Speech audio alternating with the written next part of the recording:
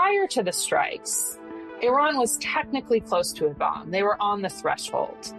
But politically, there did not appear to be any intent to weaponize. There was no indication that the supreme leader had made the decision to actually build the bomb. Now, I would say that's reversed.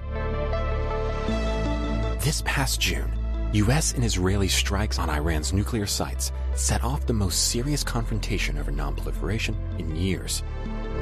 What was meant to slow Iran's program may instead have deepened its resolve and raised questions about whether the entire system built to prevent the spread of nuclear weapons is starting to crack.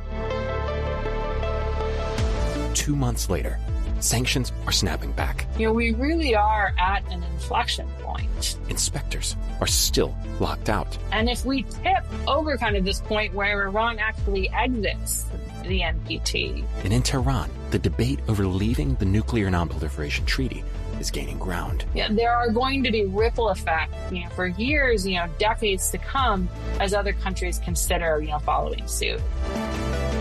Today on Global Insights, do attacks on nuclear sites really stop the weapons program or fuel it? Can the non-proliferation regime survive if one of its earliest members walks away? And what new tools, if any, can diplomacy still bring to the table?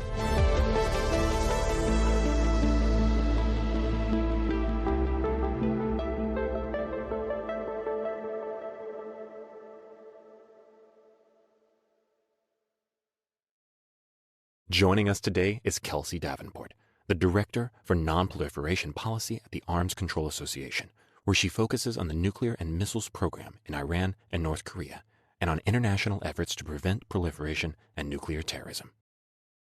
Moderating the conversation is Courtney Doggart, President of Network 2020. So just to start off with where we're at, you wrote in January of this year, you wrote an article about some of the expected inflection points with Iran's nuclear program. In short, we were expecting a consequential year even prior to the U.S. and Israeli airstrikes in June. Can you walk us through what some of those flashpoints that analysts and observers like yourself expected this year, as well as some of the major inflection points that led up to this year, just so we're all on the same page? Thank you so much for having me. It's really great to be here, and I'm really looking forward to the discussion. So in order to kind of set the stage for the inflection points of this year, I'm going to go back, and I just want to hit a few critical moments in history that I think really brought us to the current crisis that we're facing now with Iran. And the first thing I would note is that Iran was one of the early states to join the Nuclear Nonproliferation Treaty, where they legally agreed to forego nuclear weapons in exchange for having their international legal right to a peaceful nuclear program recognized, provided that program was under safeguards. But Iran's experience during the Iran-Iraq War led to some systemic rethinking of the country's security policy, and really was the basis for the country beginning an illicit effort to develop nuclear weapons, in violation of its treaty commitments. And that effort has been quite well documented by the International Atomic Energy Agency and U.S. intelligence efforts. And even though Iran never actually developed a nuclear weapon, it developed what we refer to as a nuclear weapons capability, meaning throughout that illicit program and its declared civil nuclear program, it developed the necessary materials and the necessary technologies to build a bomb if the political decision were ever made to do so. Now, in 2003, in response to Iraq, Iran ended its illicit nuclear weapons program.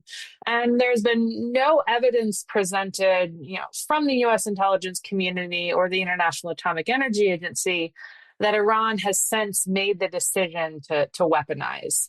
But again, it still retains that nuclear weapons capability because you can't kind of unravel that knowledge that it gained from that period when it was conducting those illicit activities. Now, as a result of Iran's illicit program, it was subject to significant sanctions from the UN, the US, the European Union, and others. it tried to build up its nuclear program in response to some of those sanctions. And this kind of tit for tat escalation of leverage eventually led to the negotiation of a comprehensive nuclear agreement between the U.S. Group alongside, China, Russia, the United Kingdom, France, and Germany, with Iran, called the Joint Comprehensive Plan of Action. And this really, from a nonproliferation standpoint, was a very effective agreement. It rolled back Iran's most proliferation-sensitive activities, put limits on those activities, most of which lasted, for 15 years, and then put in place some intrusive monitoring mechanisms that would have been permanent. Now, all indications from the U.S. intelligence community and the International Atomic Energy Agency demonstrate that Iran was abiding by this agreement. It was meeting the terms of the deal. But despite that, President Trump withdrew the U.S. from that agreement in May of 2018. And a year later, when the sanctions relief that Iran received in return from the deal dried up, it began to violate the nuclear commitments of that accord. And again, we kind of returned to this period where both sides were trying to increase leverage. The U.S. would ratchet up sanctions pressure. Iran would respond by ratcheting up its nuclear program. There were some efforts during the Biden administration to restore the 2015 nuclear deal, to bring both countries back into compliance. Those ultimately failed. We can talk about that later if folks are interested. But that led us then to the beginning of the Trump administration, where technically Iran has reached a point that we refer to as the threshold of nuclear weapons, meaning that it had technically advanced to the point where if the political decision were made to build a bomb, the country could do so quite quickly. It could have produced enough fissile material for multiple bombs in a matter of weeks. Weaponizing that material would have taken longer. So actually building the bomb, that would take months, possibly a year, depending on the type of bomb. But that would probably be conducted at illicit activities that weren't declared, weren't known, and more challenging to disrupt. So that's where Iran was technically at the beginning of the Trump administration. And one consistent through line from Trump's campaign into the first few months of his presidency was that he wanted to reach a deal with Iran. He wanted to prevent a return. He wanted to prevent any conflict from erupting. And he wanted to ensure that Iran's nuclear program was peaceful. But he faced a deadline in doing so. And that's because as part of the 2015 nuclear agreement, the sanctions imposed by the UN were lifted. But there was a special mechanism in Resolution 2231, which endorsed the nuclear deal, that allows for the parties to the nuclear deal to reimpose those UN sanctions on Iran using a process that cannot be blocked. So essentially, this process is known as snapback. It means that the European parties to the deal can reimpose those nuclear sanctions on Iran, and Russia and China, cannot veto that process, which they would likely do, given the relationship they have with Iran and their tendency to blame the United States for causing this crisis. That snapback mechanism, however, expires in October. So the Europeans really said that if there is no deal by the summer, then they would snap those sanctions back. Iran was then saying if those sanctions were snapped back, it would retaliate by withdrawing from the Nuclear Nonproliferation Treaty, which would remove those legal barriers to a bomb, and which would remove those the legal requirement that the nuclear program be subject to inspections. All right, so there was this very tight clock for reaching a deal. Despite that, it did take some time for negotiations to get going. But prior to the June 13 Israeli decision to attack Iran, the U.S. and Iran had been engaged in several rounds of negotiations, largely indirect and mediated by the Omanis, and were starting to make some progress towards a deal. Would they have gotten there? I think it was too soon to say. There were still some challenging issues to work out, but both sides did not appear to have viewed diplomacy as exhausted when those strikes occurred. So that's why, even before the strikes were bound to happen, this was likely to be an inflection point on Iran's nuclear program, because we would either have a deal or we would have this new crisis where the sanctions were snapped back and then Iran would be withdrawing from the NPT. Thank you. That is a very clear history of some of the, how we got to where we are. So just to stay on where we are for just a little bit longer, following the airstrikes, what is your assessment of where we are at in terms of non-proliferation efforts in the Middle East and how Iran might be approaching its nuclear program now? Yeah, I mean, to be honest, that's a very challenging question to answer, because despite, some of the assessments we've seen from the US intelligence community and the Pentagon about how much these programs have set Iran back, most of those official assessments suggest a 1 to 2 year setback. I mean, the reality is that we are not going to truly know the status of Iran's nuclear program until inspectors can get back in to these sites, determine what has been destroyed, and try to determine, what materials, like enriched uranium or centrifuges, the machines used to enrich uranium, may have been diverted away from these declared sites that were struck by the US and Israel. So there's a lot of technical unknowns about the status of Iran's programs. But putting that aside, I mean, the way I like to think about it is that prior to the strikes, Iran was technically close to a bomb. They were on the threshold. But politically, there did not appear to be any intent to weaponize. Were there factions in Iran that wanted the bomb? Absolutely. But there was no indication that the supreme leader had made the decision to actually build the bomb. Now, I would say that's reversed. Iran is technically farther from a bomb, because even though there are a lot of unknowns about how much the program was set back, I mean, key infrastructure was destroyed. There is a setback here. So they're technically farther away. But politically, they appear to be more motivated now to actually build nuclear weapons, because the faction that is arguing that nuclear weapons are necessary to deter further attacks is gaining ground. And what they are also arguing is that the United States was never actually negotiating with Iran in good faith, because Israel struck Iran while talks were ongoing. The June 13 strikes actually occurred, 2 days before the US and Iran were set to meet again. So the US has lost more credibility in terms of, it's purporting to actually have been negotiating in good faith. So all of that now, I think, is strengthening the hand and the argument of those in Iran who are pushing for nuclear weapons. And we see, too, that even amongst the general public, discourse is shifting. Whereas I would say prior to the strikes, the majority would have opposed weaponization. It looks like some of that is shifting. Now, it's too soon to say if that sentiment will persist, but I think it is troubling. Will Iran actually make the decision to build a bomb? I think that's a more difficult question to answer. The supreme leader is quite risk averse historically. For him, the preservation of the Islamic Republic is the top priority, and any move towards weaponization, will have risks that could endanger the regime. But on the upside, or on the other side, I would say, one could pragmatically see the argument in Iran that, we were abiding by our commitments under the 2015 nuclear deal. We were not weaponizing. We were engaged in negotiations, and we were still attacked in violation of international law. Our safeguarded facilities were attacked.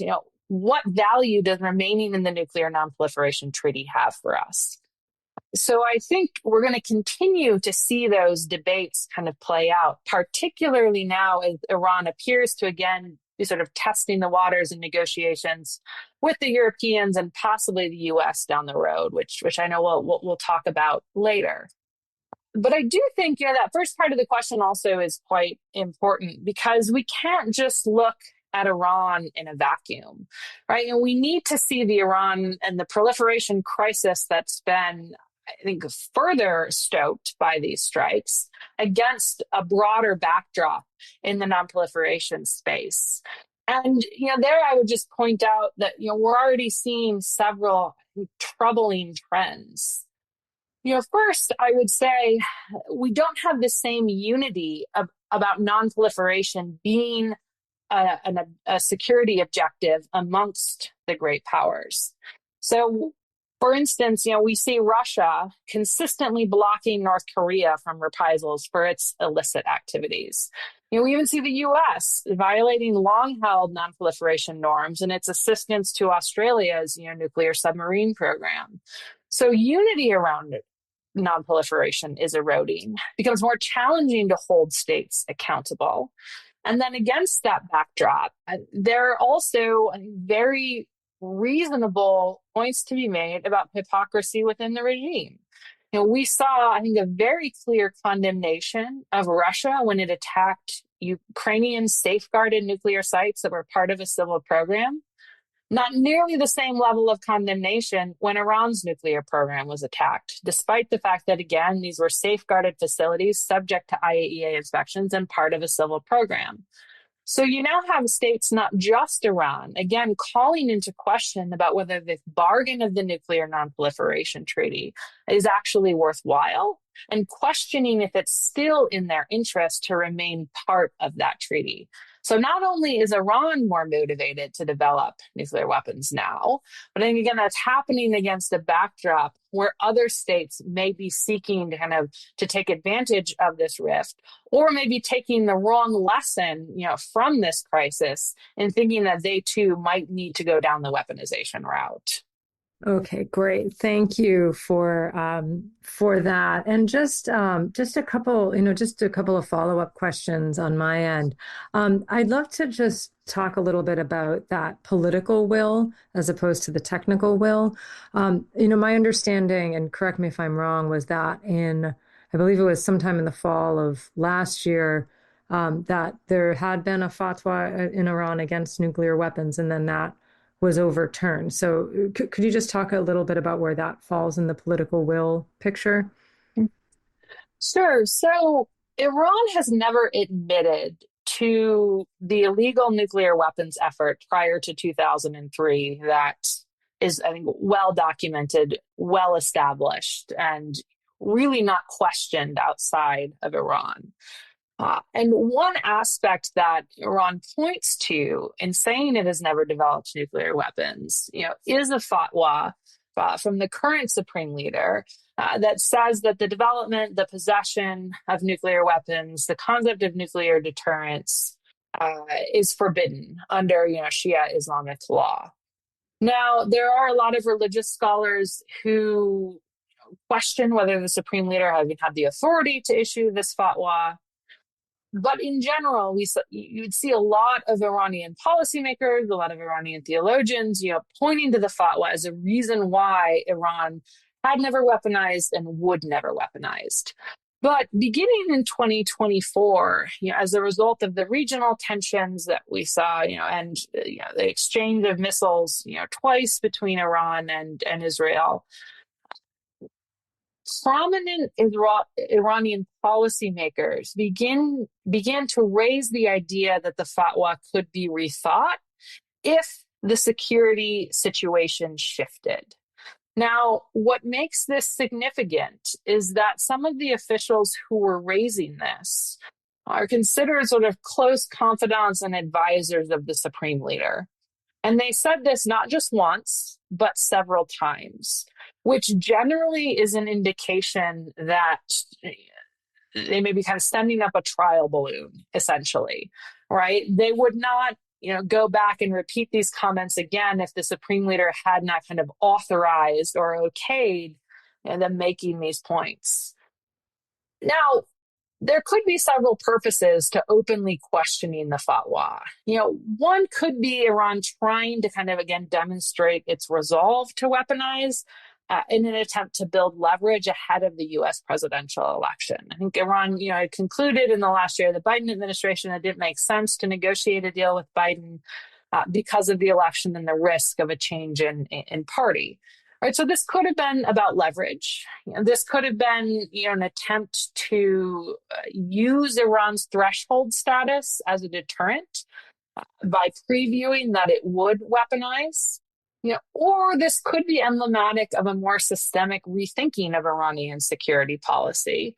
And if it is that last one, if it is indicative of a systemic rethinking, then I think the June 13 strikes are only going to strengthen those in Iran and that hold that view. So I don't think this means that the political will to reach a deal is dead. I mean, if you listen to Iranian President Masoud Pezeshkian, I think he genuinely sees an agreement that lifts sanctions in exchange for nuclear restrictions as the best path forward for trying to modernize the Iranian economy and raise the standard of living kind of within Iran. I think he genuinely wants a deal. But it's not just up to him, and the security established around him, I fear, is shifting more towards weaponization at this point. Great, thank you. And dare I ask or dig into the diplomatic efforts and where those are at right now, both on the EU track as well as what could potentially happen between the U.S. and Iran, even though right now it seems like there are some words being shared between Iranian's foreign minister and the U.S. Department of State. Yeah, so it's quite interesting now that I think we're seeing a shift again in the role that the Europeans might be playing in Iranian diplomacy. It's quite interesting, kind of early after Iran's illicit nuclear weapons program was uncovered, in 2003, the early diplomatic efforts were actually all between the Europeans and Iran. The U.S. wasn't even part of that diplomatic process because of its antagonistic relationship, with Iran. And then, after the U.S. withdrew from the nuclear deal, the Europeans tried to provide Iran with benefits to keep them, in line with the commitments of the accord and to deliver on that sanctions relief. But they ultimately really failed to provide any tangible benefits because of the strength of the U.S. sanctions. So at that point, the Iranians were sort of beginning to write Europe off as a relevant player and realized, I think, that they really needed to be negotiating, with the United States and only the United States, that multilateral diplomacy wasn't necessarily in their best interest. But the June 13 strikes and the U.S. decision then to strike on June 21st, I think, has caused, I think, another kind of shift in the Iranian perception of the role that the Europeans might play. And I think there are kind of several factors pointing to this. First, even the Iranians that favor a deal are now much more skeptical of whether or not the U.S. will actually negotiate with Iran in good faith, whether the U.S. can deliver on a deal, and generally don't see the U.S. as a credible partner. And going through the Europeans, they view that as perhaps mitigating some of that credibility deficit. I mean, it still exists, but it's a route that they see that might be kind of less toxic now than being perceived as negotiating with the United States. The second thing I say is that the U.S. position post strikes has hardened, and I think hardened in a way that I think is very damaging to the prospects of diplomacy and could actually put us back on an escalating spiral towards conflict again. And that is because Trump perceives the United States of having won this conflict, essentially. That the damage the U.S. and Israel did to Iran's nuclear program requires Iran to accept a deal on U.S. terms, and that there really is no need to compromise. Right? And you see that in the language in the discussion of what the U.S. says it wants from a deal. Now, the problem here is that if you look back historically, Iran responds to kinetic attacks against its nuclear program, whether that's sabotage, whether that's direct strikes, whether that's cyber, by hardening its nuclear facilities and expanding its program. The Islamic Republic cannot be perceived as bowing to pressure, particularly when that pressure comes from the West. So it too is now hardening its position. This is particularly relevant on uranium enrichment. The U.S. says now that Iran cannot have uranium enrichment. Iran says we won't even talk to the US unless the US recognizes that we have the right to enrich uranium. And then they guarantee that they will not attack our nuclear sites. So Europe may be able to find a way to at least kind of get the parties back together. But again, I would just say time here is quite short. The Europeans have held one round of talks with Iran. And they were primarily there talking about the snapback mechanism that I referenced earlier. The Europeans now say that they will snap back sanctions by the end of August if Iran does not allow international inspectors from the IAEA, back into its nuclear sites. Iran barred IAEA inspectors from its facilities after the strikes because it viewed the IAEA as complicit in helping the Israelis and the US with those strikes, even though there's no evidence to support that. So it's possible that the Europeans could put together a package that tries to kind of cement the ceasefire between sort of Israel, Iran, and the United States, pushes back the deadline for snapback. They're not going to let snapback lapse, but they could extend it to kind of keep that window for restoring those sanctions open longer. And perhaps putting in some principles that could guide, the negotiation of a more comprehensive deal. In exchange, I think they would expect Iran to kind of readmit IAEA inspectors. This is hard to get in just, I don't know how many days of August we have left, the 24 days of August left or whatnot. So I think it is more likely we are going to end up in a scenario where the Europeans trigger snapback, Iran retaliates by withdrawing from the Nuclear Nonproliferation Treaty, and then we have a 1-month window before that snapback goes into effect to try to force the US and Iran to at least agree to delay those measures and reach a deal. Because right now, one of the problems is that the Trump administration does not perceive any pressure or urgency to reaching a deal. They said, we've set the program back, 1 to 2 years. And Trump thinks that the United States can set the program back again militarily if Iran rebuilds. I think this is a very dangerous assumption. This depends a lot on having very solid intelligence and being able to detect Iranian moves. And Iran is going to respond to this likely by, deeply burying its nuclear sites and, trying to kind of close those penetrations to external intelligence. But if there is this crisis around Iran withdrawing from the NPT, it may be possible to kind of re-inject some momentum on the US side to try to get a deal. And the Europeans are really the only country that's positioned to do that. Okay, I'd like to just take a step back a little bit and just look at nonproliferation in general. You talked a little bit about some of the credibility of the nonproliferation system. Is there anything more that you might want to say about the debate over unequal enforcement and how that might affect the credibility of the nonproliferation system or how rules are applied? Yeah, I mean, one thing that often comes out of this debate is, why are we so focused on Iran's nuclear program and why are we not focused on Israel's nuclear program? And I think, to unpack that question, we have to, look a little bit more broadly. And I would say here, should we be more focused on Israel's nuclear program? Absolutely. But we should be focused on it for different reasons. And I think Israel's nuclear weapons program is not illegal. It never joined the Nuclear Nonproliferation Treaty. So its pursuit of nuclear weapons is not a violation of international law. But it is, I think, deeply destabilizing, and it risks driving a nuclear arms race in the region to the detriment of Israel's own security. I mean, that's what we're seeing right now with Iran now thinking of weaponizing to deter future attacks. If Iran goes down that road, Saudi Arabia has said it will follow, right? So you could see a possible cascade through the region. That's not in Israel's security interest. It's not in the security interests of any country in the region, in my opinion. So I think we have to look and consider kind of the destabilizing aspect of the Israeli program. And I do think that it is, you know, Iran often says that it is being called out by the international community unjustly, that it is being held to a double standard. I also find that line of argumentation from Iran problematic because we cannot forget that Iran did violate its NPT commitments.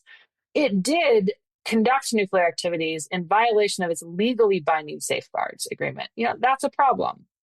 At the same time, I have sympathy with the Iranians right now who say, we were negotiating an agreement in good faith.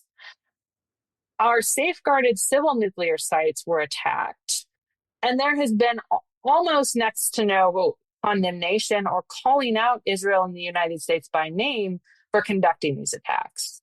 I think the closest we saw to any Western condemnation was French President Emmanuel Macron saying these attacks were probably illegal, right? So again, if we kind of zoom out from just Iran, there is, clearly a broader crisis around the NPT where because of kind of the lack of sort of a more fair and a more equitable enforcement of the treaty, because of a kind of a lack of a condemnation of attacks on safeguarded sites, we're going to see more states questioning the value of the NPT. And we're going to see more states, I think, considering what Iran has done, which is move to the threshold of nuclear weapons while remaining in good standing kind of within the treaty.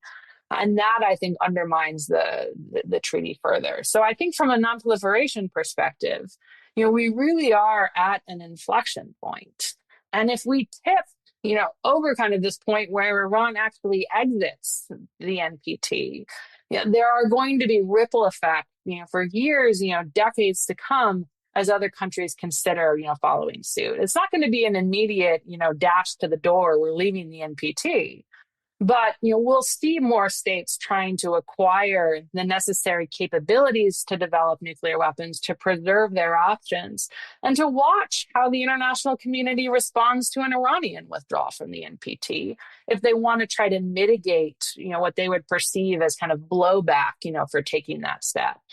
So then just taking a look at some of the other work that you've done outside of formal treaties, you've worked a lot on evaluating multilateral voluntary initiatives.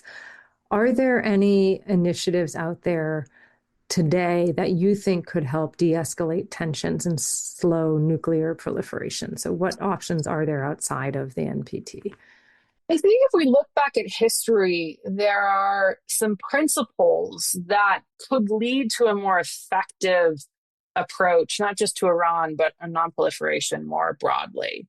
If you look at recent cases of proliferation concern, Iran, Iraq, North Korea, Syria, these were all states that were adversarial to the United States. And that really pushed the US towards a more coercive strategy to addressing those risks that then push the accompanying diplomacy towards transactional bargaining, right? So basically trying to push a country to agree to nuclear restraints in exchange for relief, from those coercive measures. But that type of approach doesn't actually address the security drivers that are pushing a state to consider nuclear weapons. The drivers that, makes a state, consider whether nuclear weapons are necessary for its security. And if we look back historically, when the U.S. dealt with early cases of proliferation concern, some of which, predates the NPT, some in the immediate years after the NPT, the U.S. actually took a much more cooperative approach. Essentially trying to bind the U.S. to the civil nuclear programs in countries of proliferation concern to add additional layers of transparency, but also to help ensure that the country was driving towards nationally beneficial civil programs and realized that any attempt to weaponize those civil benefits would be put at risk. So I think kind of going back to how we can examine the uptick of interest in civil nuclear energy, medical isotope production, particularly in the Middle East, to think about how countries like the United States, like Russia, like China, provide cooperative benefits to these programs, because these are the major supplier states of nuclear tech.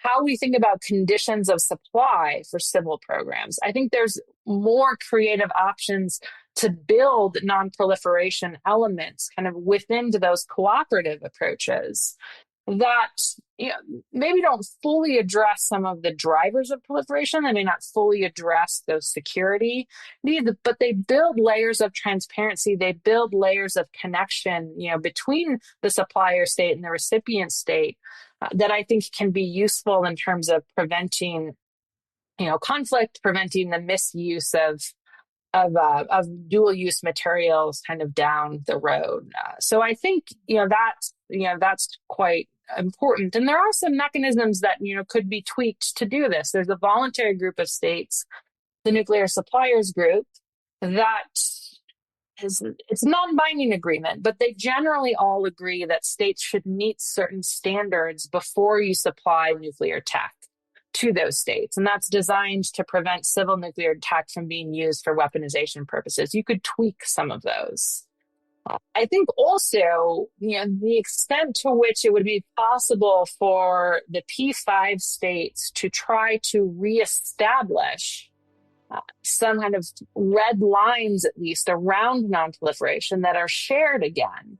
That could, again, I think, be a helpful signal, at least, that there still will be accountability in the international system if states kind of move towards weaponization.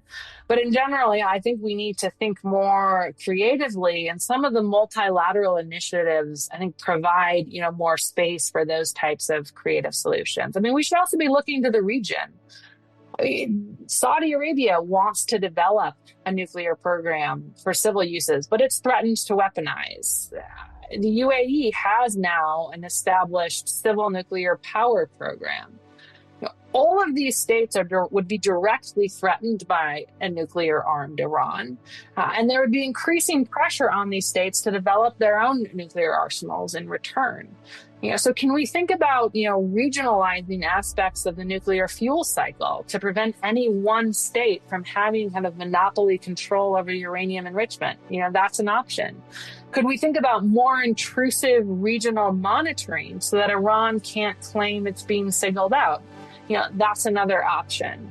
And again, if you pursue this at the regional level, I think, also start to address some of those security drivers that have made Iran feel insecure and signaled out. So I think the regional option in particular, could be quite promising for Iran in particular. So with that... Thank you for joining us on this episode of Global Insights. You can subscribe to Global Insights on Apple Podcasts, Spotify, or wherever you get your audio. For more analysis, events, and ways to connect with our community, click on the link in the description.